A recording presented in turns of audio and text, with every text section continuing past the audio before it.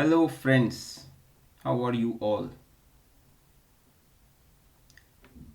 सबके हालातों में एक चीज़ तो कॉमन होगी. Current affairs might be haunting everyone. Exams के लिए कुछ ही दिन बाकी रह रहे हैं और करंट अफेयर जो है वो कैसे रिवाइज होगा और वो करंट अफेयर जो अभी किया नहीं है वो कैसे होगा, कहाँ से क्या चीज़ करनी है. It is becoming a tricky affair और लास्ट के दिनों में तो और भी हो जाता है. तो ये एक इनिशिएटिव है बाय स्कॉलर्स जिसमें we would be dealing with last 6 to 7 months of current affairs. We would be putting lectures and material online which would be free for the students, and all you need to do is connect with us how? On our WhatsApp group. इस video के नीचे जो description box है उसमें एक link दिया होगा. You need to click it and fill in your information, and we would include you in our WhatsApp group. This is how you connect with us. चलिए, without any further ado, सबसे पहले we start with the 4th week of December, because this personally what I feel is this is very important. हम इसके बाद के जितने भी weeks हैं till the mid of August सारे के सारे करेंगे, and we'll make sure we don't leave any of the important news piece. अच्छा, अब देखिए, मेरे पढ़ाने का तरीका थोड़ा सा ऐसा है कि I nudge the student into reading whatever is there. Read करने के बाद ही समझ में आ पाता है कि कंटेक्स्ट क्या है. अगर कंटेक्स्ट समझ में आ गया तो understanding current affairs becomes very easy. Go ahead, pause this video और बॉक्स में जो लिखा हुआ है उसको एक बारी पढ़ें. Whatever you have just read is basically an order जो कि सेक्शन 144 ऑफ CRPC के अंडर दिया गया था. ऐसे ऑर्डर्स अक्रॉस द कंट्री इस समय इम्पोज किए जा रहे थे. क्यों? एंटी CAA प्रोटेस्ट को क्वेल करने के लिए. अच्छा, सबसे पहले इस सेक्शन में लिखा क्या रहता है, ये सेक्शन है क्या? देखिए, section 144 of criminal procedure code 1973 ये डिस्ट्रिक्ट मजिस्ट्रेट को पावर देता है किसी भी एक्टिविटी को क्वेल करने के लिए. वो जनरल पब्लिक को या किसी एक स्पेसिफिक इंडिविजुअल को या एक ग्रुप ऑफ स्पेसिफिक इंडिविजुअल्स को बोल सकता है कि you need not take part in such and such activity. अब वो activity can be anything, it can be anything. It can even be, for example, you don't no one, for example, no one in Jabalpur would be going to any of the restaurants. This can be an order. In fact, जो हमने corona crisis में देखा है, this was part of the order, just to make sure public health is sound. ये order जो रहता है, it is ex parte. What do we mean by this? Ex parte is without taking into consideration the view of other party. क्या यहाँ पे लोगों का view लिया गया कि आप लोगों को जाना है या नहीं, आप लोगों का क्या कहना है इसमें? नहीं, कलेक्टर ने खुद से इम्पोज कर दिया. तो डिस्ट्रिक्ट मजिस्ट्रेट को ये पावर दिया गया है कि वो जनरल पब्लिक को या कुछ लोगों को या कोई एक व्यक्ति को कोई एक्ट से रिफ्रेन करने का, एब्सटेन करने का ऑर्डर दे सकता है, या एक एक्ट किसी तरीके से करने का ऑर्डर दे सकता है। अगर आप ये काम कर रहे हो तो इस तरीके से करना या इस तरीके से करना, पर इस तरीके से ज़रूर मत करना। और ये एक्स पार्टे होता है, मतलब दूसरे इंसान का जिस पे ये ऑर्डर लगाया जा रहा है, जनरल पब्लिक और स्पेसिफिक इंडिविजुअल्स, उनका व्यू कंसिडर नहीं किया जाता है। आप यहां पे देख सकते हैं इस पावर के अंडर, इस सेक्शन के अंडर जो पावर दी गई है डिस्ट्रिक्ट मजिस्ट्रेट को, उसके अंडर यहां पे क्या ऑर्डर्स दिए गए हैं कि पब्लिक का मूवमेंट नहीं होगा, सारे के सारे एजुकेशनल इंस्टीट्यूशंस बंद रहेंगे, किसी भी प्रकार की पब्लिक मीटिंग नहीं हो पाएगी, इंटरनेट एक्सेस ब्लॉक्ड रहेगा। अच्छा, अगर सेक्शन 144 ऑफ सीआरपीसी के अंडर कोई भी ऑर्डर दिया गया है, मतलब it becomes N order of a public servant. और अगर हम में से कोई भी पब्लिक सर्वेंट के ऑर्डर को मानता नहीं है या उसके अगेंस्ट में जाता है, तो हम पे कार्यवाही की जा सकती है। Action can be taken against us. Where is this mentioned? Section 188 of IPC, जो ये बोलता है कि disobedience to order duly promulgated by public servant. If there is any disobedience, then action can be taken against us. Section 188 gives teeth to section 144 of CRPC.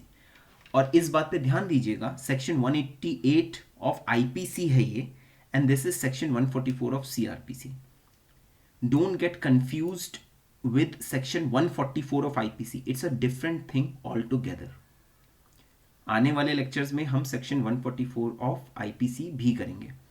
अच्छा देखिए, इतने सारे orders को प्रोमलगेट किया जा रहा है एंटी सीए प्रोटेस्ट को रोकने के लिए और पब्लिक ऑर्डर मेंटेन करने के लिए.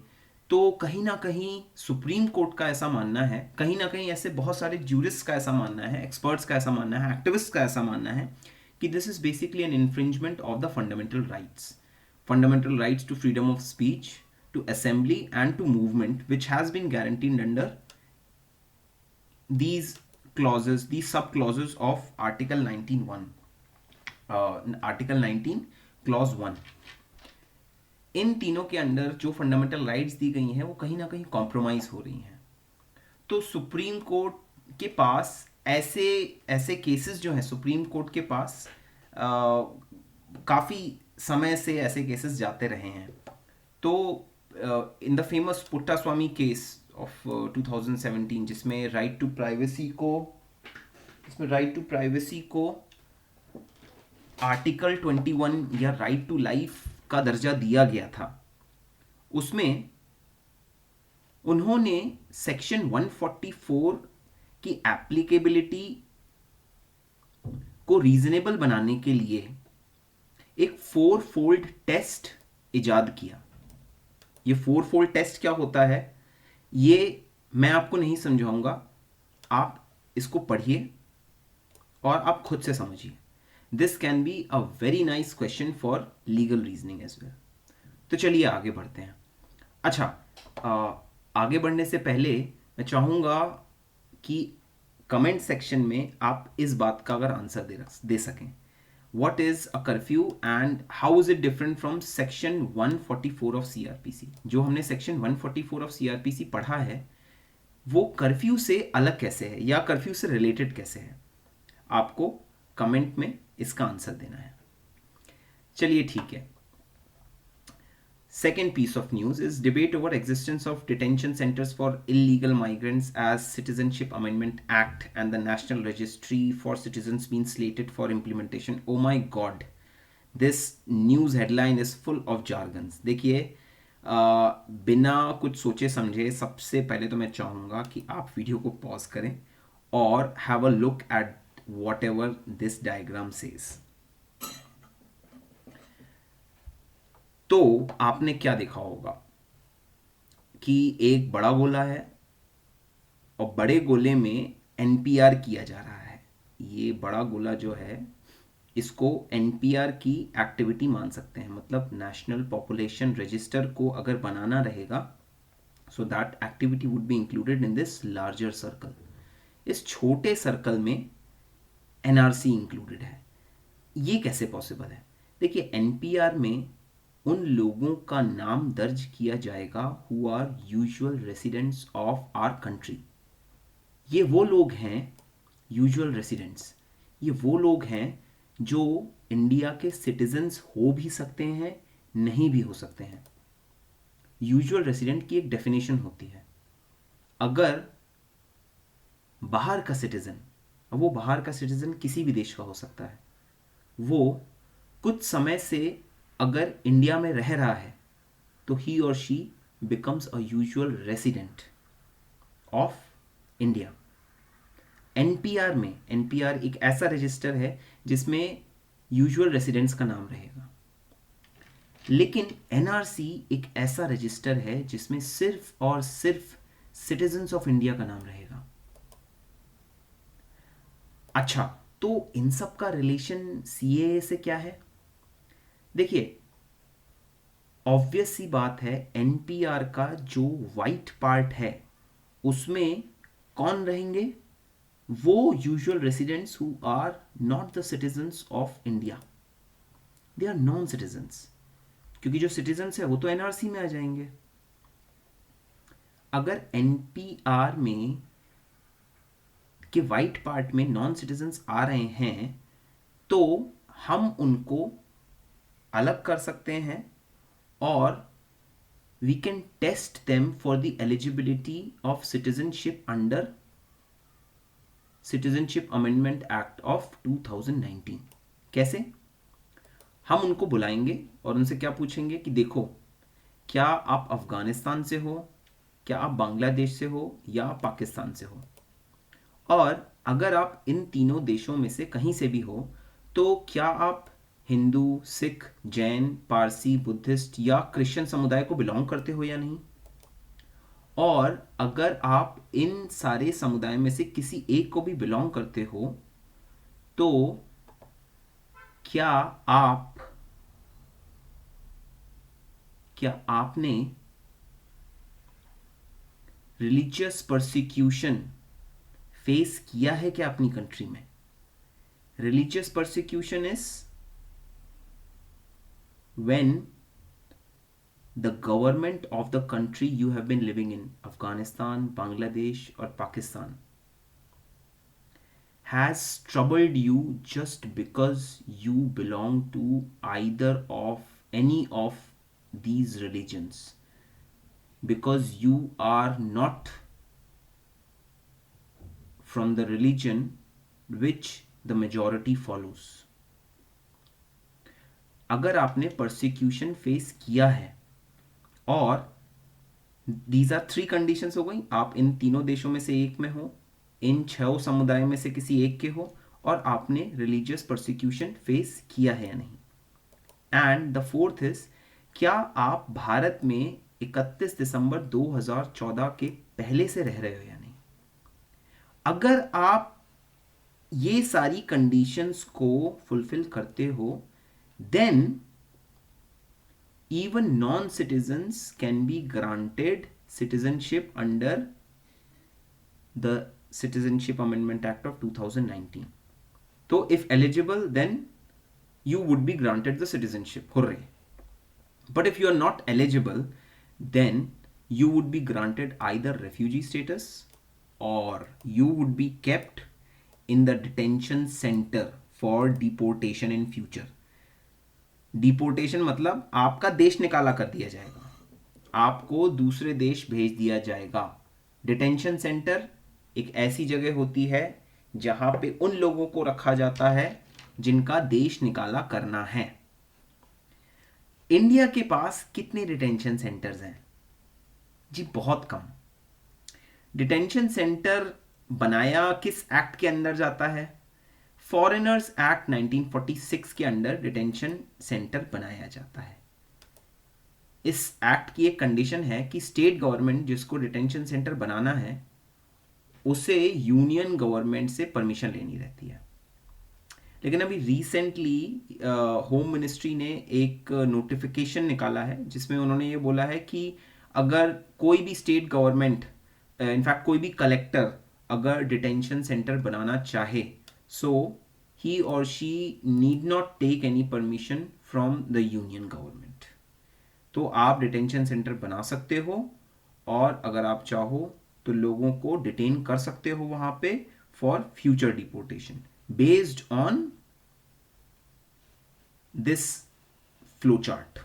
ठीक है, तो आप देख रहे हो कि NPR, NRC, CAA 2019, detention centres, ये आपस में कैसे रिलेटेड है.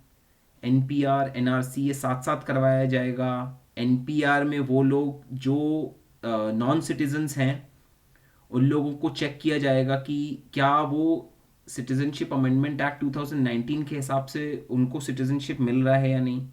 वो 4 कंडीशंस जो हमने अभी भी यहाँ पे देखी थी, उनको अगर मिल रहा है सिटीजनशिप तो ठीक है, they would be granted citizenship, they would be made citizens of India. और अगर नहीं मिल रहा है तो भैया उनको बंदी बना के रखो कि आने वाले समय में जो है हम उनको बाहर भेज देंगे, उनका देश निकाला कर देंगे. चलिए मूविंग ऑन.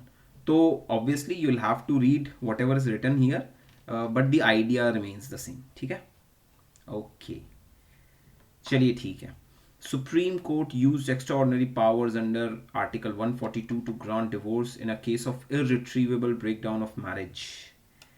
हाँ जी, देखिए सबसे पहले तो pause this video and go through this article 142. भैया आर्टिकल 142 जो है ना वो पिछले 1 साल में बहुत ज़्यादा बारी आ चुका है एंड आई एम श्योर कि एक ना एक सवाल तो इससे पूछा जाएगा.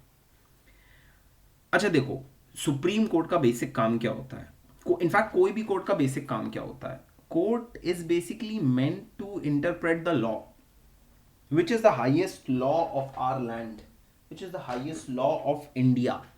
It is the constitution itself. So, Supreme Court acts as the interpreter of not only law but also of the constitution, which is basically the highest law of the land. तो हाँ, इंटरप्रिटेशन का काम करो ना, लेकिन यहां पे क्या कर रही है, वो ऑर्डर निकाल रही है.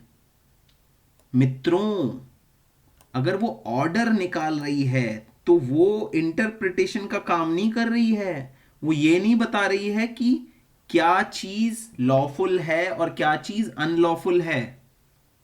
वो तो अपने बात को इंप्लीमेंट करा रही है. आप देख रहे हैं कहीं ना कहीं ये गवर्नमेंट का रोल अपने हाथ में ले रही है. This was a provision that was added by the constitution makers themselves. क्यों? कभी कभी कोर्ट को सीन में आना पड़ता है और यह बताना पड़ता है कि भैया अगर सही बात एनफोर्स नहीं हो रही है तो उसको, अगर पार्लियामेंट भी उसको एनफोर्स नहीं कर रही है, पार्लियामेंट भी उसके लिए अगर लॉ नहीं बना रही है और गवर्नमेंट भी उसको एनफोर्स नहीं कर रही है, तो सुप्रीम कोर्ट को देखना पड़ेगा कि जस्टिस कंप्लीट तरीके से हो रहा है या नहीं. और अपनी ये वाली प्रॉमिस अपहोल्ड करते हुए वो एक ऑर्डर भी जारी कर सकती है, वो एक डिक्री भी जारी कर सकती है.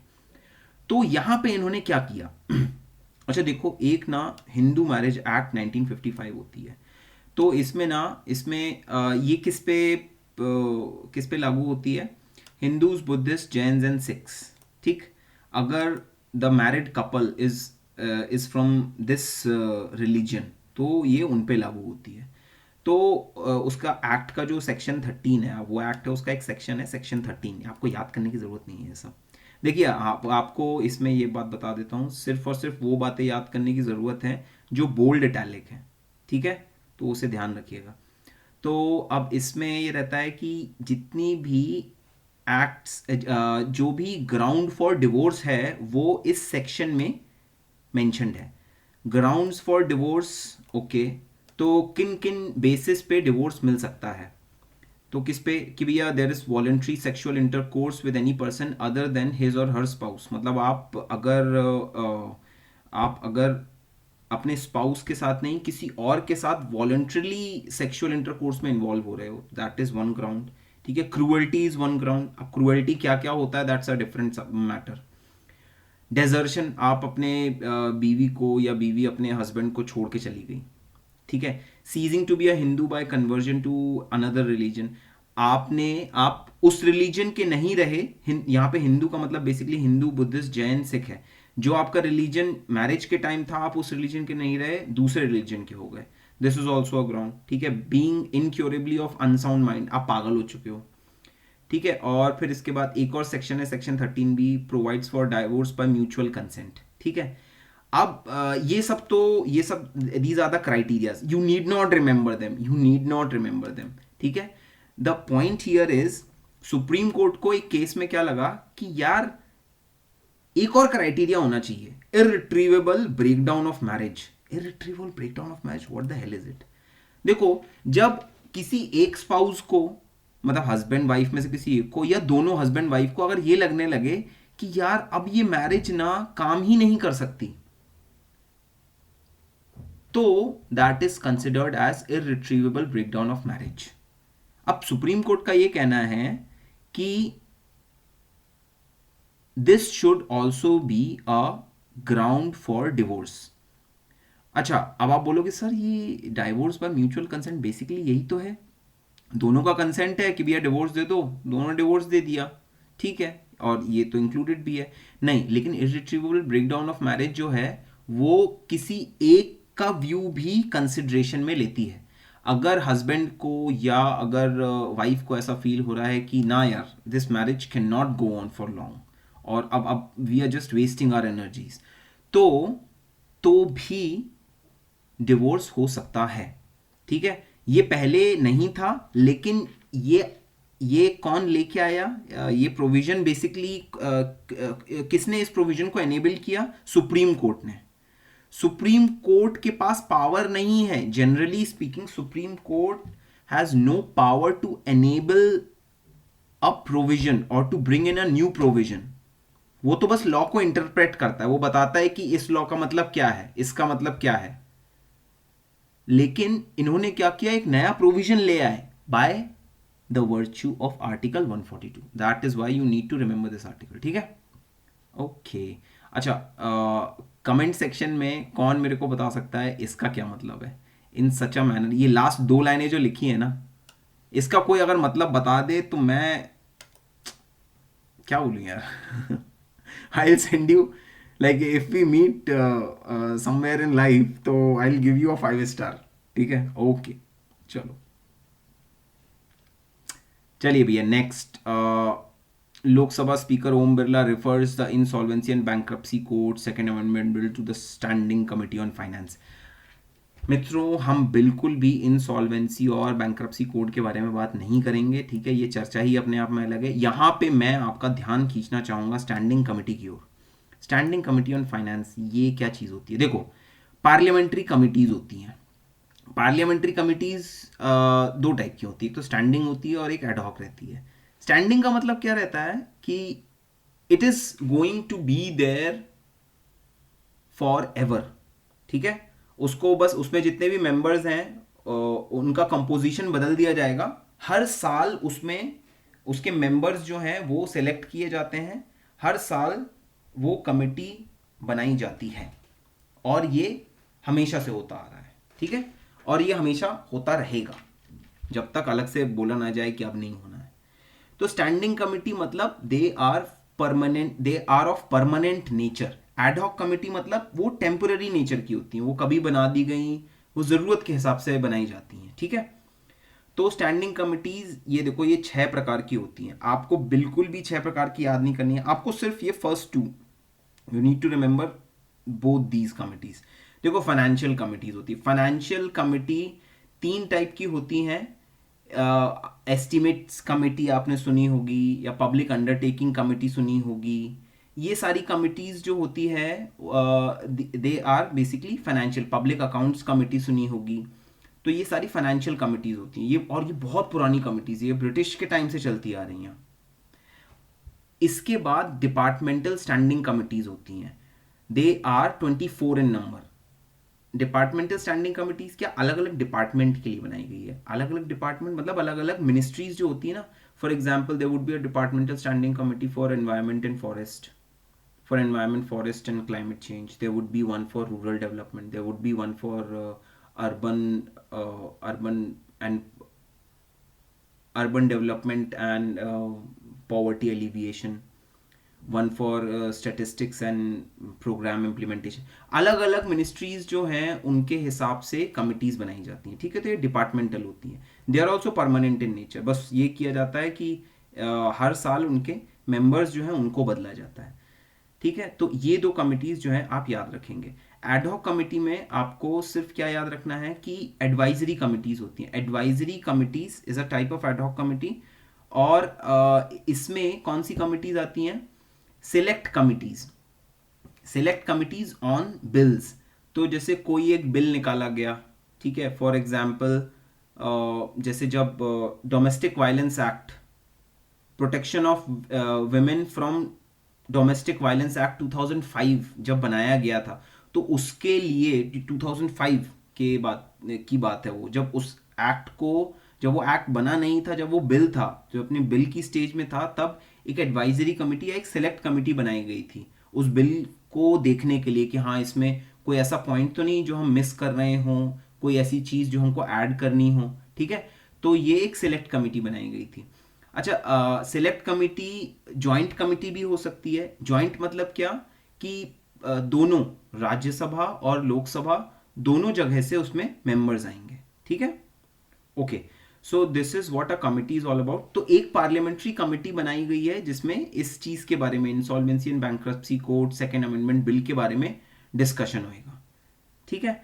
अच्छा, ये क्यों इंपॉर्टेंट है? Why is this very important part of parliamentary process? Because यहां पे जो भी डिस्कशन होते हैं ना, वो सबसे पहले तो मिनिस्टर के एब्सेंस में होते हैं. There is no minister. ठीक, कोई भी मिनिस्टर नहीं होता किसी भी ऐसी कमेटी में. मतलब अगर मिनिस्टर नहीं है, देखो अगर मिनिस्टर रहेगा तो क्या कन्फ्लिक्ट ऑफ इंटरेस्ट आ जाता है. ठीक है, और अगर मिनिस्टर नहीं रहेगा मतलब अपने मन की बात कर सकते हैं. मिनिस्टर अगर रहेगा तो वो तो गवर्नमेंट का रिप्रेजेंटेटिव हो गया, वो तो गवर्नमेंट के ही बोल बोलेगा. लेकिन पार्लियामेंट में जितने भी लॉ मेकर्स होते हैं वो तो चाहेंगे कि हाँ यार हम सिर्फ अपने अपने में आराम आराम से बात कर पाएं और ये इंश्योर करें कि इसमें गवर्नमेंट की अगर गलती हो तो उसे भी सामने लेके आएं और उस गलती को सुधारें. ठीक है. अच्छा, एक तो ये हो गया कि इसमें कोई मिनिस्टर नहीं होता. दूसरी, ये क्या, ये बंद दरवाजों में होती. बंद दरवाजों का मतलब ऐसे तो सारी मीटिंग बंद दरवाजों में ही होती है, लेकिन यहाँ पे मतलब ये है कि यहाँ पे पार्टी विप नहीं होता. देखो पार्टी विप क्या होता है? विप का मतलब होता है वो हंटर की जो आवाज होती है ना, हंटर एक तरह से मान लो. विप मतलब हंटर होता है. तो पार्टी का हंटर, पार्टी हंटर मतलब कौन रहता है? वो पार्टी का वो बाशिंदा, पार्टी का वो इंसान जिसकी बात सारे के सारे पार्टी के लोग मानते हैं. अगर आप पार्टी विप की बात नहीं मानोगे तो आपको पार्टी से निकाल दिया जाएगा, और आपको अगर पार्टी से निकाल दिया गया तो आपको संसद से भी निकाल दिया जा सकता है. मतलब you cease to be a member of parliament. तो आप सोचो ये कितनी बड़ी बात है. अगर पार्टी विप ने कुछ बोल दिया तो आपको उसकी बात माननी पड़ेगी अगर आप एक मेंबर ऑफ पार्लियामेंट हो. लेकिन पार्लियामेंट्री कमेटी में ऐसी चीज नहीं होती है. यहां पे you are not bound by the party whip, तो आप अपना व्यू जो है वो लेके आ सकते हो. तो this is a bit less biased. जो किसी इंसान के दिमाग में, जो पार्लियामेंट्री कमेटी के मेंबर के दिमाग में चल रहा होगा, वो बात वो लेके आएगा और उसके हिसाब से डिस्कशन करेगा. तो it would B an open discussion. Intensive इसलिए क्योंकि भैया वहां पे उस टाइम कुछ ही लोग होते हैं जो डिस्कशन कर रहे होते हैं और एक कंट्रोल्ड एनवायरनमेंट होता है, वो हुल्लड़ वाला माहौल नहीं रहता है. तो इंटेंसिव डिस्कशन हो सकता है. बेटर इन्फॉर्म्ड क्यों? डिस्कशन होते समय कुछ एक्सपर्ट्स भी रहते हैं जो डिस्कशन करने में आपकी हेल्प करते हैं. तो वो एक्सपर्टीज भी इन लोगों को मिलता है. तो जो डिसीजन होता है दैट इज, डिस्कशन जो होता है that is better informed discussion. ठीक है, आपको ये पता रहना चाहिए पार्लियामेंट के पास पावर है कि वो किसी को भी बुला सकती है। भारत में पार्लियामेंट किसी को भी बुला सकती है, किसी को भी अपने सामने अपीयर करा सकती है। ठीक है, पार्लियामेंट्री कमिटी के पास भी ये पावर होती है। तो वो किसी भी एक्सपर्ट को चाहें तो बुला सकते हैं कि you need to come and give us your expertise in this process. ठीक है, तो वो समन भेज सकती है किसी को भी। ये सब पावर्स जो है वो कहां पे हैं? वो आर्टिकल 105 में लिखी हुई हैं। Privileges of parliamentary members and article 118 on parliaments thought. ठीक है, तो आर्टिकल 105 में जहां पे पार्लियामेंट मेंबर्स के प्रिविलेजेस लिखे हुए हैं, वहां पे ही पार्लियामेंट्री कमिटीज के भी प्रिविलेजेस माने जाते हैं। ठीक है, because parliamentary committee is basically part of parliament. Okay, article 118 जो है वो पार्लियामेंट्री कमिटी को एग्जिस्टेंस में लाने की पावर देता है। मतलब आर्टिकल 118 बेसिकली क्या बोलता है कि पार्लियामेंट को अथॉरिटी है कि वो रूल्स बना सके अपने प्रोसीजर और अपने बिजनेस को रेगुलेट करने के लिए। पार्लियामेंट का क्या बिजनेस रहता है? पार्लियामेंट का बिजनेस रहता है लॉ मेकिंग, लॉ बनाना। तो लॉ बनाने के लिए कैसे बेहतर से बेहतर सहूलियत हो? पार्लियामेंट्री कमिटीज बना दो। तो पार्लियामेंट्री कमिटीज जो हैं वो आर्टिकल 118 में दी हुई पावर के हिसाब से बनाए गए हैं। और पार्लियामेंट्री कमिटी के जो प्रिविलेजेस हैं वो आर्टिकल 105 में लिखे हुए हैं। ठीक है, okay, I hope you understand this. Moving on, चलो भाई, आफ्सपा। देखिए, हम लोगों ने, आप अगर स्कॉलर्स के स्टूडेंट हैं तो हम लोगों ने आफ्सपा पे बहुत सारा डिस्कशन कर रखा है। ठीक है, लेकिन अगर आप स्कॉलर्स के स्टूडेंट नहीं है तो चिंता की कोई बात नहीं है। देखिए, आफ्सपा का मतलब सिंपल क्या होता है कि एक आर्म्ड फोर्सेस पर्सनल को, या आर्म्ड फोर्स पर्सनल जो है वो आर्मी का हो सकता है या किसी सेंट्रल पुलिस फोर्स का हो सकता है। सेंट्रल पुलिस फोर्स का मतलब जैसे Assam rifles is a central police force, जैसे CRPF is a central police force, जैसे central CRPF is central reserve police force, जैसे CISF is a central police force. CISF मतलब सेंट्रल इंडस्ट्रियल सिक्योरिटी फोर्स, जैसे BSF border security force, जैसे ITBP Indo Tibetan border police. ये सारी की सारी central police forces हैं।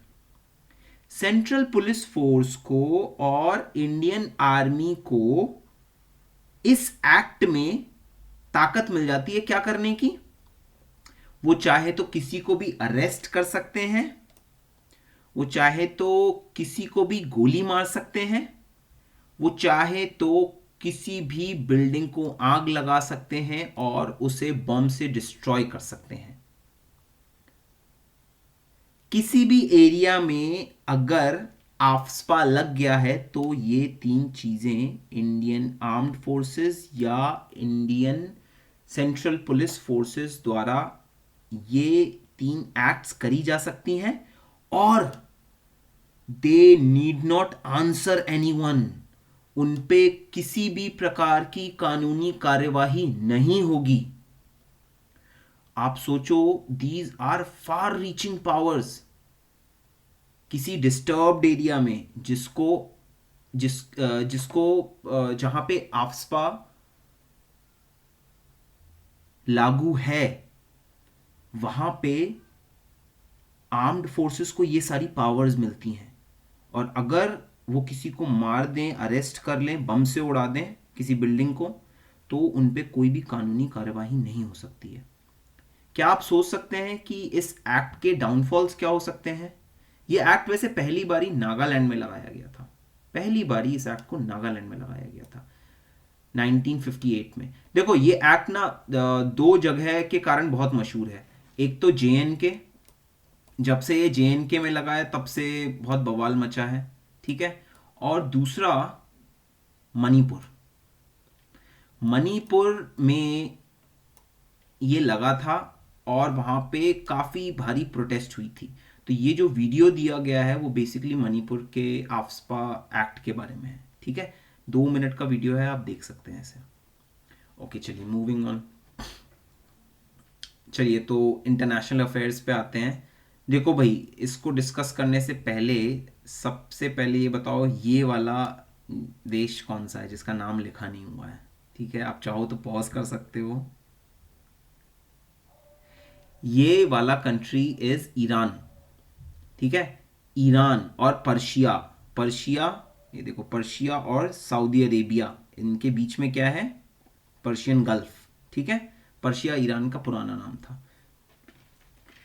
चलो, तो सऊदी अरेबिया हो गया और उसके नीचे क्या है? यमन है, ओमान है, यहाँ पे यूएई है।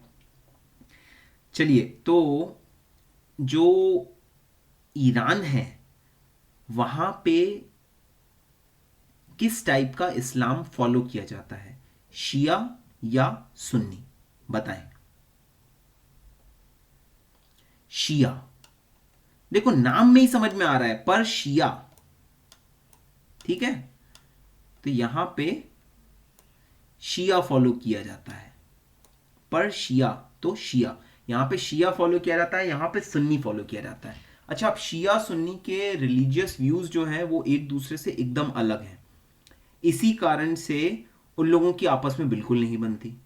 और ये ये ये लगभग पिछले 1300 सालों से चलता आ रहा है, जब से प्रॉफिट मोहम्मद के after the death of prophet Muhammad इन दोनों के बीच में डिफरेंसेस आ गए थे। द क्वेश्चन वाज बेसिकली कि who would succeed prophet Muhammad? he should be he should be among the family members of prophet Muhammad। लेकिन सुन्नी, ये शिया बोल रहे थे, लेकिन सुन्नीस का कहना था no, it's not necessary, he should be one who is elected by the people, who is selected by the people, या जिसकी पॉपुलैरिटी ज़्यादा हो। तो शिया ने कुछ और कहा, सुन्नी ने कुछ और कहा, तब से उन लोगों में रिलेशंस जो हैं वो ख़राब हैं और तब से वो लोग फाइट कर रहे हैं। ऐसे ऐसे लगेगा कि बात बहुत छोटी सी है, लेकिन चूंकि पिछले 1300 सालों से चल रही है इसलिए बहुत बड़ी बात हो चुकी है। तो अब क्या हो रहा है? अब ना ये लोग आपस में एकदम सामने सामने कन्फ्रंट नहीं करते एक दूसरे को। ये लोग क्या करते हैं, ये एक दूसरे के दुश्मन पे नजर रखे रहते हैं। अब जैसे देखिए, शिया जो है, सॉरी ईरान, ईरान जो है वो सऊदी अरेबिया के दुश्मन पे नजर रखा हुआ है। सऊदी अरेबिया का दुश्मन, देखो क्या हुआ, ये ना यमन की बात है। देखो यमन यहाँ पे है, ठीक है। तो यमन में क्या हुआ कि हुथीज जो थे,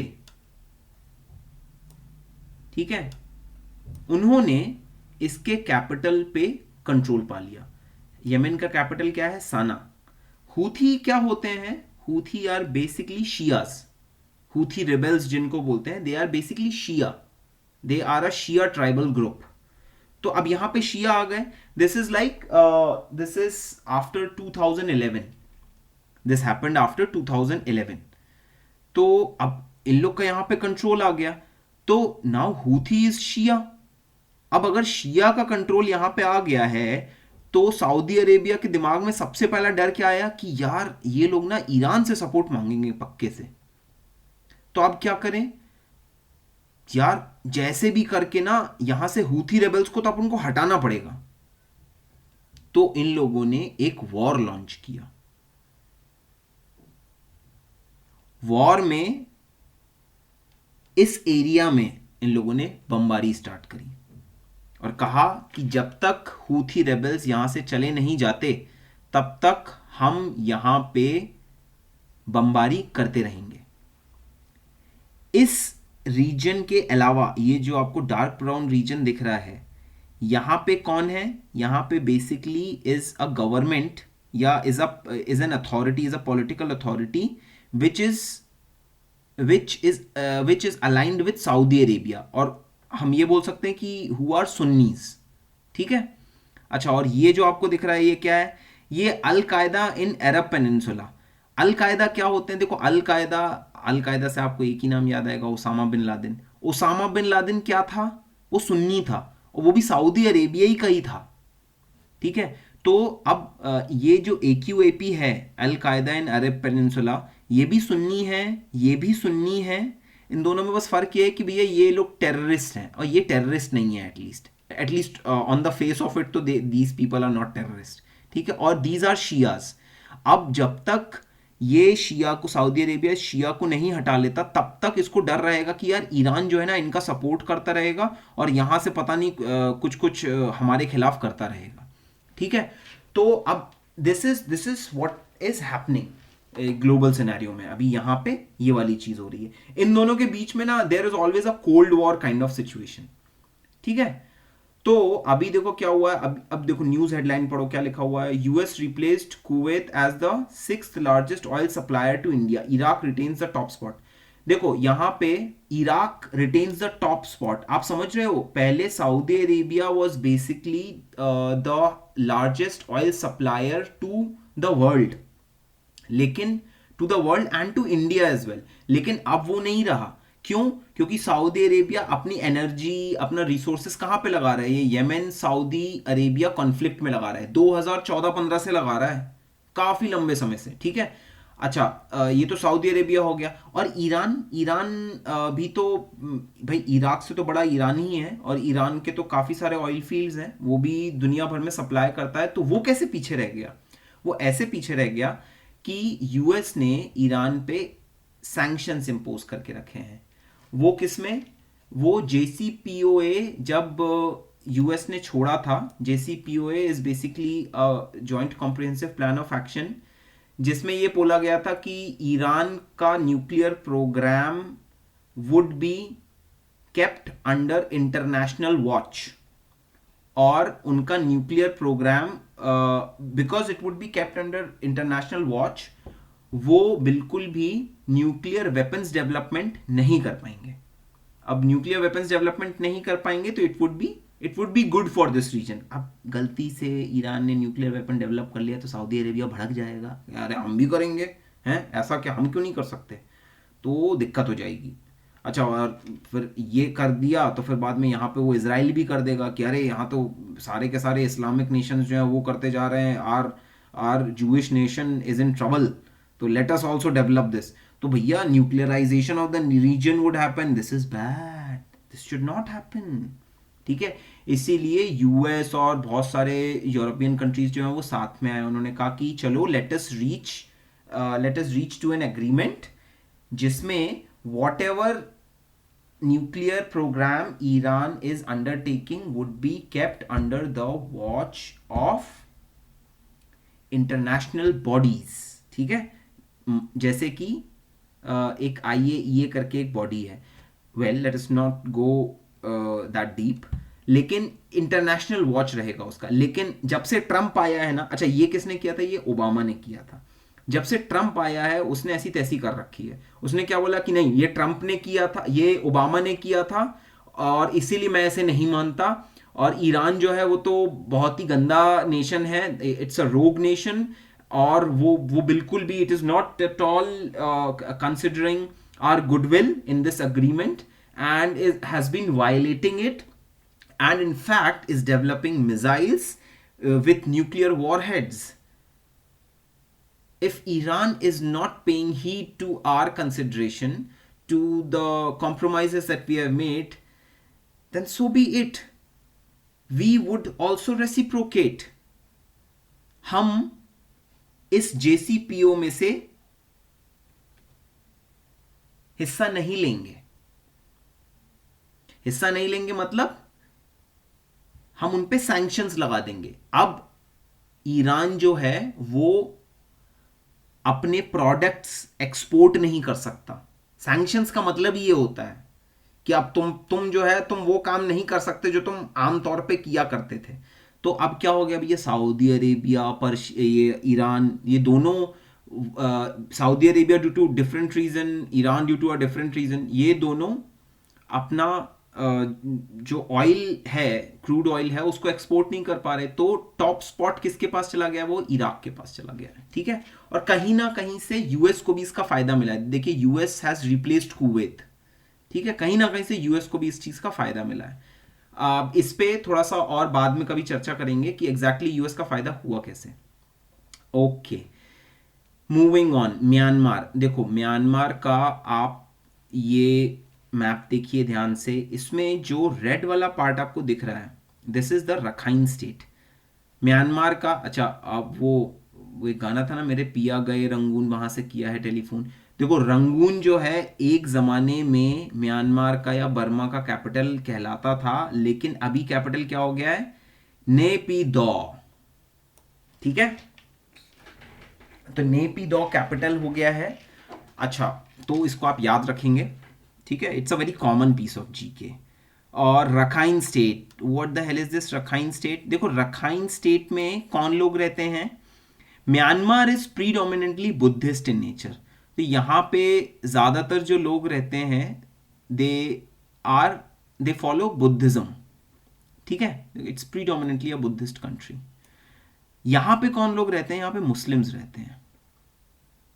ठीक है, तो जब से अंग्रेज इस एरिया को छोड़ के गए हैं, मतलब ये भारत की आज़ादी के समय की बात है, जब से म्यांमार आज़ाद हुआ है, वही 1947 के आसपास की ही बात है, तब से यहाँ पे जितने भी मुस्लिम्स रहते हैं, रोहिंग्या मुस्लिम्स उनका नाम है, यहाँ पे जितने भी मुस्लिम्स रहते हैं, they have been subjected to violent atrocities by the Buddhist majority of Myanmar. अब वो क्या रीजंस हैं, क्यों ऐसा किया, वो बात की बात, अभी हम उस चीज पे चर्चा नहीं कर रहे हैं। लेकिन सिंपल सी बात, क्या रोहिंग्या मुस्लिम्स जो कि एक इस्लामिक एथनिक माइनॉरिटी है म्यांमार की, they have been subjected to violence by the Buddhist majority of Myanmar. ठीक है, अच्छा इतना किया। अच्छा, बुद्धिस्ट मेजॉरिटी ऑफ म्यांमार ऐसा नहीं कि कोई एक ग्रुप वगैरह कर रहा है, पूरा का पूरा देश कर रहा है, वहां की पूरी सरकार ऐसा कर रही है। और सरकार वहां की इतना इस कदर कर रही है इस चीज को कि ऑन्ग सैंग सू की भी इस बात को डिफेंड नहीं कर पा रही है, मतलब वो भी इसके खिलाफ नहीं जा पा रही है। हाँ भाई आप कर रहे हो, अब ठीक है हमें मानना पड़ेगा। आपको सुन के हैरत होगा कि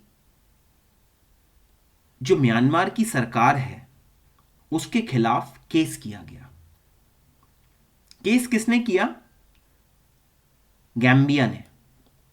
Gambia is a Muslim nation, it's a Muslim nation based in Africa.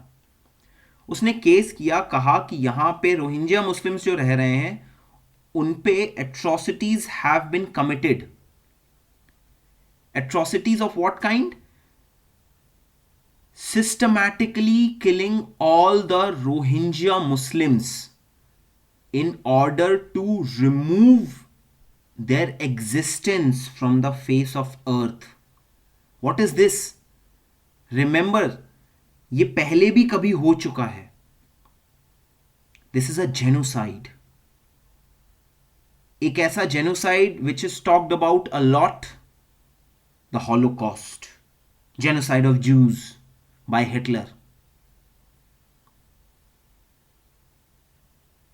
ये भी एक जेनोसाइड है जो रोहिंग्यंस के साथ हो रहा है। जेनोसाइड के खिलाफ के हमारे जितने भी देश हैं, पूरे के पूरे जितने भी यूएन मेंबर्स हैं, क्या उन्होंने जेनोसाइड के खिलाफ कोई रूल्स नहीं बनाए? हाँ बनाए हैं। उस रूल का नाम क्या है? Convention on the Prevention and Punishment of the Crime of Genocide. Myanmar ने इस कन्वेंशन को तोड़ा है। अब म्यांमार को संयुक्त राष्ट्र यूएन के सामने प्रूव करना पड़ेगा कि उसने इस कन्वेंशन को तोड़ा नहीं है।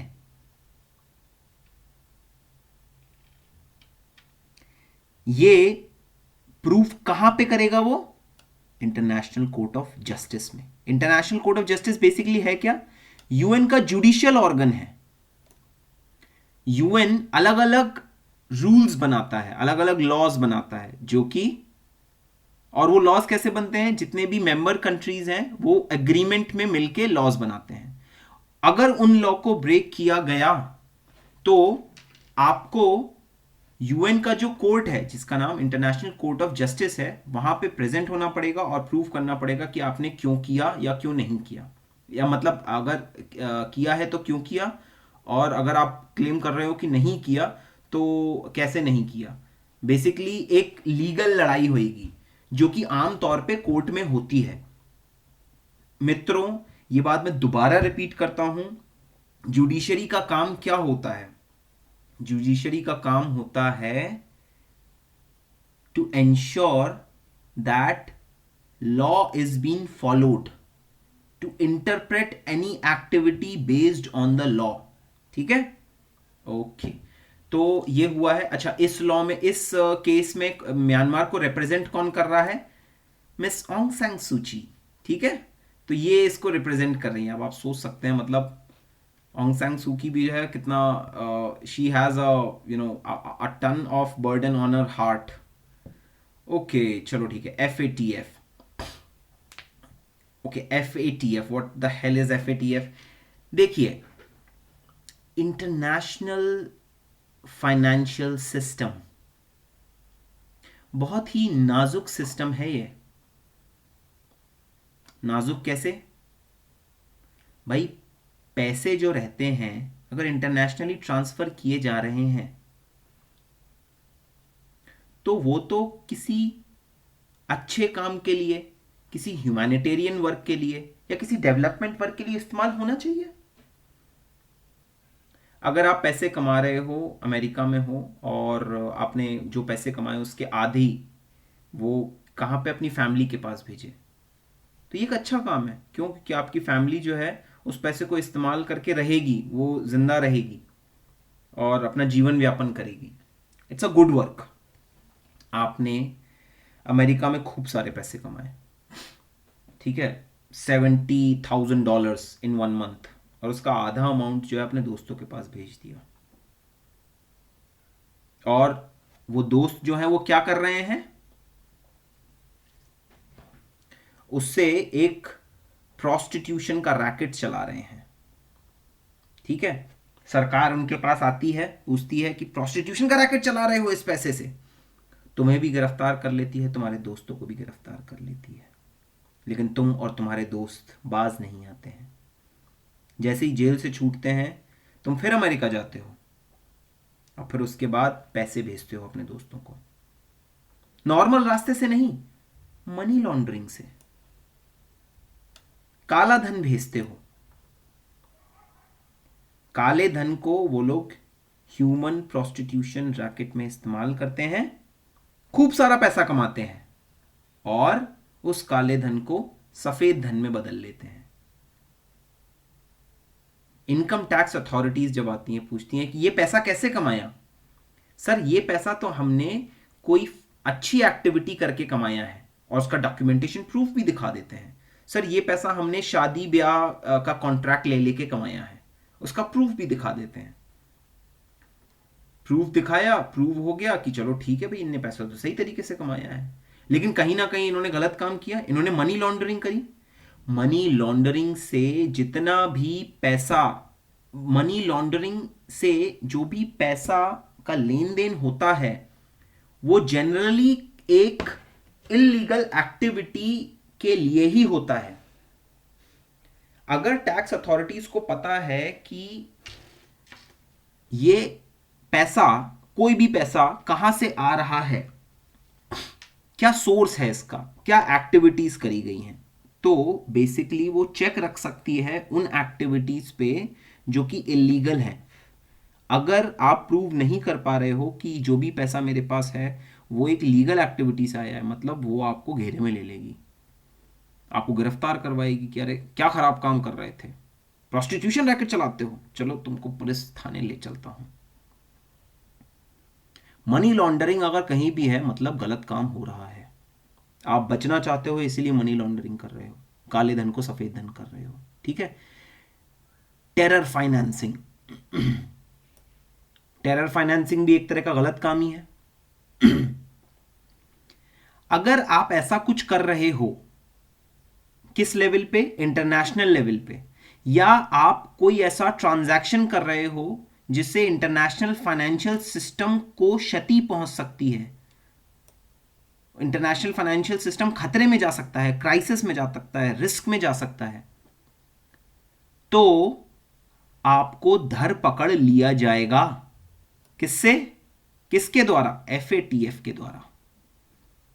एफएटीएफ एक ऐसी बॉडी है जो G7 नेशंस ने बनाई थी। कब? 1989 में। G7 मतलब क्या होता है? Group of 7 countries. Group of 7 countries मतलब कौन सा भैया? कौन सी 7 कंट्रीज? कौन सा ग्रुप? ये देखो, जितनी भी डेवलप्ड कंट्रीज है ना, ये उनका ग्रुप है। जैसे USA, Canada, Japan, UK, France, Germany, Italy. ठीक है, आई गेस मैंने सारी की सारी बोल दी, और अगर नहीं बोली तो कमेंट सेक्शन में आप डाल दीजिएगा ना। ओके, तो एफएटीएफ बेसिकली इंश्योर करता है कि मनी लॉन्ड्रिंग, टेरर फाइनेंसिंग और any threat to the international financial system ना हो। और अगर होगा, और अगर कोई देश इन तीनों में से किसी भी एक एक्टिविटी में पार्ट लेता है, तो एफएटीएफ उसकी दवाई करता है। दवाई कैसे करता है? वो उस पर सैंक्शन लगा देता है। क्या बोलता है कि बेटा आपको, जैसे एक छोटे से सैंक्शन की बात करो, ऐसे बहुत सारे सैंक्शन होते हैं। एक कॉमन सैंक्शन की बात करो, यूरोपियन यूनियन से, आईएमएफ से, वर्ल्ड बैंक से आपको किसी भी प्रकार की फाइनेंशियल एड नहीं मिल सकती है। ये एक बड़ा ही कॉमन सैंक्शन है। वे नेशंस, दोज नेशंस जिन्होंने ठान लिया है कि कुछ भी हो जाए हम तो एफएटीएफ की बात सुनने ही नहीं वाले, बिगड़े हैं बिगड़े रहेंगे सनम, उनको एफएटीएफ ने ब्लैक लिस्ट में डाल रखा है। North Korea, Islamic Republic of Iran are two examples. North Korea तो for obvious reasons, Islamic Republic of Iran is not very obvious. Iran though is a good nation, like it's comparatively one of the better Islamic nations of the world, ठीक है, लेकिन very progressive in nature. It's just that it has been sidelined a lot. मतलब Iran और India के ना बहुत अच्छे cultural contacts भी हैं, बहुत अच्छे पॉलिटिकल कॉन्टैक्ट्स भी हैं, लेकिन ईरान जो है ना वो यूएस की नाक में दम करा रहता है। मतलब यूएस को ये बताता रहता है कि तुम्हारी ऐसी की तैसी, तुम ना चाह के भी हम पे कंट्रोल नहीं कर सकते, हम तुम्हारी बजा के रखेंगे, चिंता मत करो तुम। So these are the two nations which are blacklisted by FATF. ठीक है, अच्छा ये एफएटीएफ का हेडक्वार्टर कहाँ पे भैया? पेरिस, फ्रांस में। ठीक, ओके। और दूसरे वो नेशंस जो नहीं मान रहे हैं और ब्लैक लिस्ट की राह पे जा रहे हैं, कुछ ना कुछ खराब काम में हिस्सा ले रहे हैं, उनको बोला जाता है कि मुन्ना बेटा चेत जाओ, अगर आप खराब काम करते रहे तो आपको हम ब्लैक लिस्ट में डाल देंगे। तो वो नेशंस जिनको एफएटीएफ बोलता है कि मुन्ना बेटा चेत जाओ, उनको हम ग्रे लिस्ट में रखते हैं। जैसे हमने पाकिस्तान को ग्रे लिस्ट में रखा हुआ है। पाकिस्तान को ग्रे लिस्ट में रखा हुआ है, क्यों भैया? पाकिस्तान जो है वो लश्कर तौयबा और जैश ए मोहम्मद को फाइनेंशियल हेल्प देता है, ऐसा किसका मानना है? एफएटीएफ का मानना है। अच्छा, एफएटीएफ में ये वाली बात रखी किसने कि अरे यार इसको ग्रे लिस्ट में ले आओ? पहले वो ग्रे लिस्ट में नहीं था, लेकिन ग्रे लिस्ट में लेके आए। ये इनिशिएशन किसने लिया? ये इंडिया ने लिया। इंडिया ने कैसे ले लिया? देखो क्या है, एफएटीएफ के ना क्या ग्रुप्स रहते हैं। तो जैसे एक एशिया पैसिफिक ग्रुप है, Asia Pacific group on money laundering, ये एफएटीएफ का ग्रुप है। इसको हेड कौन करता है? इंडिया।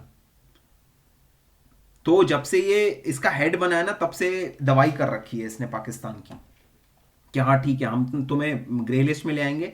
अच्छा, और अब ना इसको ये बोल दिया कि देखो तुमको 10 बार ही बोला लेकिन तुम सुधरते नहीं हो, और तुम बता नहीं रहे हो कि कैसे तुम एफएटीएफ, कैसे तुम मनी लॉन्ड्रिंग बंद करोगे, कैसे तुम जो टेरर फाइनेंसिंग कर रहे थे उसको बंद करोगे। whatever progressive steps that you have taken, you are not telling them to us, you are just telling that we have taken steps on this particular issue. तो now that you are not doing that, हम आपको dark grey list में ले आएंगे। Dark grey list मतलब कुछ दिनों में तुम ब्लैक लिस्ट में आ जाओगे, और एक बार ही मुन्ना ब्लैक लिस्ट में आए ना, तब तो मान के चलो इतने सारे, तब तो वैसे ही तुम बहुत गरीब नेशन हो, तुम्हारी हालत खराब हो जाएगी। क्यों, मतलब औकात से बाहर क्यों जा रहे हो बेटा? तो ब्लैक लिस्ट में ले आएंगे हम तुम्हें, अभी डार्क ग्रे लिस्ट में उनको कर दिया है, ठीक है। ओके, तो अभी देखो आप FATF हैज, आप अब देखो ये न्यूज पढ़ लो, आप कंटेक्स्ट तो क्लियर हो ही गया। FATF has asked Pakistan more questions on action it has taken against madrasas run by proscribed outfits. तो अब ना ये दवाई कर दी है, और ये पूछ रहे हैं कि हाँ, ये लश्कर तोयबा का जो फाउंडर हाफिज सईद है, वो जो चला रहा है बहुत सारे मदरसे, या मसूद अजहर जो जैश मोहम्मद का है वो चला, वो उन लोगों पे आपने क्या एक्शंस लिए, ठीक है। तो आपको बताना पड़ेगा अच्छे से, ठीक है, तो जवाबदेह आपको होना पड़ेगा। ओके, चलिए देखो, this is a doctrine, this is a convention, Budapest convention, it's a convention on cyber crime. तो देखो क्या बोला गया है बुडापेस्ट कन्वेंशन में। साइबर क्राइम का क्या, cyber crime is basically you know at most of the times it is trans boundary in nature.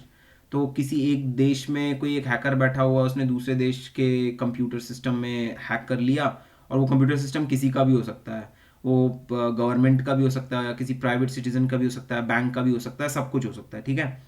तो अब जैसे रशिया को इन्वेस्टिगेट अगर करना है, फॉर एग्जांपल ये साइबर क्राइम कहाँ से, USA से हुआ हो, ठीक है। तो रशिया को अब इन्वेस्टिगेट करना है, तो रशिया को अगर इन्वेस्टिगेट करना है तो उसे USA के पास जाना पड़ेगा, और USA से सारी इंफॉर्मेशन लेनी पड़ेगी उस हैकर के बारे में, ठीक है। तो क्या होता है अभी, what the system at present is कि ये लोग जो USA की अथॉरिटीज़ है ना, वो पूरी तरीके से रशियन इन्वेस्टिगेटर्स की हेल्प नहीं कर पाएंगी। तो USA की अथॉरिटीज़ क्या रहेगा कि देयर इज़ अ सिस्टम, उसमें ये होता है कि भाई whatever data we have regarding an alleged cyber criminal, regarding an alleged hacker that you are asking, we cannot share it with you, ठीक है, because it goes against the laws of our country. तो अभी ये system है। तो Budapest convention में क्या बोला गया है कि देखो भाई, अगर साइबर क्राइम को रोकना है, और वैसे भी जिस तरीके से, जिस कदर साइबर इंफ्रास्ट्रक्चर बढ़ता जा रहा है और लोगों की डिपेंडेंस साइबर इंफ्रास्ट्रक्चर पे बढ़ती जा रही है, इंटरनेट पे बढ़ती जा रही है, तो साइबर क्राइम तो और होने और ट्रांसबाउंड्री ही होंगे। तो अगर इसको रोकना है तो सबसे पहले जितने भी नेशंस हैं उनको आपस में जुड़ना पड़ेगा कि इन्वेस्टिगेशन करने के लिए, पीनलाइज करने के लिए वो एक दूसरे के साथ कोलैबोरेट करें। तो इंफॉर्मेशन शेयरिंग जो है ना वो प्रॉपर होनी चाहिए, ठीक है। तो मतलब इसका मतलब investigator gets access to computer data across borders, ठीक है, ये होना चाहिए। अब रशिया क्या बोलता है कि भैया भाड़ में जाओ, हम नहीं कर रहे, क्योंकि तुम अगर फॉर एग्जांपल रशिया में से किसी ने, अगर रशिया का कोई हैकर है, उसने अगर तुम्हारे सिस्टम को हैक किया, US में से किसी सिस्टम को हैक किया, तो तुम लोग क्या करोगे, तुम लोग इस कन्वेंशन की आड़ में ना हमसे फालतू चीजें भी पूछने लग जाओगे, वो चीजें भी पूछने लग जाओगे जो हमारी नेशनल सॉवरेनिटी को हर्ट करेगी। और उस टाइम जब हम नहीं देंगे ना, तब तुम बोलोगे कि रशिया जो है वो तो बात मानता ही नहीं है, रशिया इज अ रोग नेशन। तो भैया हम ना पहले से ही बोल रहे हैं कि हम बुडापेस्ट कन्वेंशन को सपोर्ट नहीं करते हैं, ठीक है। तो बुडापेस्ट कन्वेंशन का एक ऑल्टरनेटिव प्रपोज किया, लेकिन जो ऑल्टरनेटिव प्रपोज किया है रशिया ने, वो इतना खतरनाक है, वो ये वाली प्रॉब्लम तो सॉल्व कर रहा है कि नेशनल सॉवरेनिटी बची रहे, लेकिन वो इतना खतरनाक है कि भैया सिविल सोसाइटी का जो फ्री एक्सप्रेशन है ना, वो हर्ट होएगा। तो अभी अच्छा, अब इन सब में इंडिया क्या बोल रहा है? इंडिया चुपचाप बैठा है, कह रहा है कि US रशिया जो है वो आपस में मामला सॉल्व करते रहे, and only time will tell कि हम किस चीज़ का साथ देंगे या नहीं। तो you just need to remember what the hell is Budapest convention, it's a convention on cyber crime. Okay, moving on. देखो ईट राइट मेला, ईट राइट मेला किसने चालू किया था? ये चालू किया था फसाई ने, ठीक है। ओके, फसाई ने ईट राइट मूवमेंट चालू किया था। ईट राइट मेला उसका पार्ट है। देखो इसने क्या बोला था कि 3 चीजें, 333 का फंडा याद रखना, 3 चीजें कौन सी? शुगर, सॉल्ट, फैट, इनका consumption would be reduced by 30%। मतलब पहले अगर 100% तो आप 70% हो जाएगा। कितने समय में? 3 साल में, ठीक है। शुगर, फैट और सॉल्ट, इन तीनों का कंजम्पशन। देखो शुगर, आप देखिए इस इन तीनों में जहां जहां पे ये क्यूआर कोड दिया गया है वहां वहां पे वीडियोस हैं जो आपको इन्फॉर्म कर सकते हैं कि एग्जैक्टली उसके बारे में थोड़ी सी और इन्फॉर्मेशन दे देंगे। तो देखो, this is the last piece of this thing current affairs that we are dealing with इस लेक्चर में।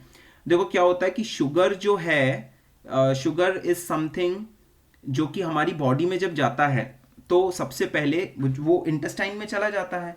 इंटेस्टाइन मतलब स्टमक के नीचे जो इंटेस्टाइन रहता है उसमें चला जाता है। इंटेस्टाइन से ना वो सीधे लीवर में जाता है, ठीक है। ऊप्स, बड़ा गंदा लीवर बन गया। हाँ ये देखो लीवर में चला गया। अब लीवर में क्या, लीवर में देखो सबसे पहले ना लीवर में वो एक्चुअली कैसा रहता है, इंटेस्टाइन से ना एक वेन ऐसे निकल के जाती है, ठीक है।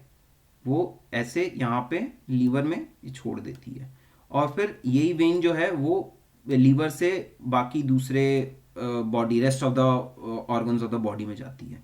तो क्या रहता है कि जब ग्लूकोज आ रहा होता है ना तो वो यहाँ पे स्टोर होता रहता है और जैसे लीवर को ऐसा लगता है कि अब तो हमारे पास अच्छा खासा ग्लूकोज है, तब लीवर क्या करता है कि सारे के सारे ग्लूकोज को वो बॉडी के दूसरे ऑर्गन्स में भेजना चालू कर देता है। मतलब जो भी इंटेस्टाइन से ग्लूकोज आ रहा है वो अब लीवर में नहीं जाएगा, वो अब बॉडी के दूसरे ऑर्गन्स में जाएगा। अब क्या होता है, ये मैकेनिज्म ना जो जो काफी स्वीट शुगर्स होते हैं, for example fructose is a very sweet sugar. Fructose के लिए लीवर का मैकेनिज्म एकदम अलग होता है। तो जैसे ही लीवर के हाथ पड़ते हैं फ्रक्टोज में, वो सारा का सारा फ्रक्टोज अपने लीवर में खुद में स्टोर करना चालू करता है। कोई भी फ्रक्टोज जो है वो बॉडी के दूसरे ऑर्गन्स में कभी नहीं जाता है। जब फ्रक्टोज की मात्रा लीवर में बढ़ने लगती है तब लीवर में फैट की मात्रा भी बढ़ने लगती है। जब लीवर में फैट की मात्रा बढ़ने लगती है मतलब बॉडी में भी फैट जाने लगता है। जब बॉडी में फैट जाने लगता है मतलब फैट कहीं पे भी चिपकने लगता है, मतलब आर्टरीज में चिपक गया, कोरोनरी आर्टरी में चिपक गया। जब ऐसे चिपका रहेगा तब क्या होगा कि हार्ट डिसीजेस की फ्रीक्वेंसी जो है, कार्डियक डिसीजेस की फ्रीक्वेंसी बढ़ सकती है and ultimately this can result in several problems, ठीक है। मतलब शुगर अगर ज्यादा बढ़ेगा ना, स्वीट शुगर की क्वांटिटी आप ज्यादा खाओगे तो आपकी बॉडी में फैट ज्यादा होने लगेगा, ठीक है। ये वाला एक फंडा है, दिस इज वेरी इंपॉर्टेंट, इसीलिए मैंने आपको बता दिया। देखो salt, how is salt harmful for the body. Salt अगर ज्यादा खाओगे ना, सॉल्ट का क्या टेंडेंसी होता है कि वो पानी को बाइंड करके रखता है। जितना ज्यादा सॉल्ट आप खाओगे उतना ज्यादा आपके ब्लड में सॉल्ट रहेगा और कंसिक्वेंटली उतना ज्यादा पानी रहेगा। अब मतलब ज्यादा सॉल्ट ज्यादा पानी, तो जो आर्टरीज की वॉल्स रहती हैं, आर्टरीज और वीन्स की जो वॉल्स रहती हैं उसमें ज्यादा पानी अगर रहेगा तो बहुत ज्यादा प्रेशर नहीं लगने लगेगा, यहाँ पे वॉल्स पे बहुत ज्यादा प्रेशर लगने लगेगा। अब वॉल्स पे जब प्रेशर लगता है तब आर्टरी क्या करती है, वो अपनी थिकनेस बढ़ाती है। बाहर से तो बढ़ाती है, अंदर से भी अपनी थिकनेस बढ़ा देती है। अब उसने अगर अपनी थिकनेस अंदर बाहर दोनों से बढ़ाई तो क्या हुआ, ये एरिया जो है वो कम हो गया जहां पे ब्लड फ्लो कर रहा था। अब ये अगर एरिया कम हो गया तो मतलब ब्लड प्रेशर और बढ़ जाएगा। अब ब्लड प्रेशर और बढ़ा और गलती से आपने और सॉल्ट खा लिया तो आपको और प्रॉब्लम जा सकती है, ठीक है। मतलब एक विशियस साइकिल में एंटर कर जाता है। अब इतना अच्छा, अब आप ये मान के चलो अगर आप शुगर ज्यादा और फैट ज्यादा खा रहे हो तो आपकी बॉडी में, आपके ब्लड वेसल्स में फैट घूमता रहेगा। और अगर ना कहो आपका जो ये वाला पार्ट है, जो ल्यूमेन है, ये जो जहां से ब्लड फ्लो कर रहा है वो बहुत छोटा है, बहुत कंस्ट्रिक्टेड है, और यहां पे अगर फैट की क्वांटिटी ज्यादा हो गई तो मतलब ब्लॉक हो सकता है, मतलब आपको कार्डियक अरेस्ट हो सकता है, ठीक है। तो शुगर, फैट, सॉल्ट आपकी बॉडी को वीक बनाते हैं, इसीलिए इनका कंजम्पशन कम करना बहुत जरूरी है। फ्रेंड्स, इस लेक्चर के लिए इतना ही। पार्ट 2 में we would be dealing with rest of the week 4 of December. Thank you very much.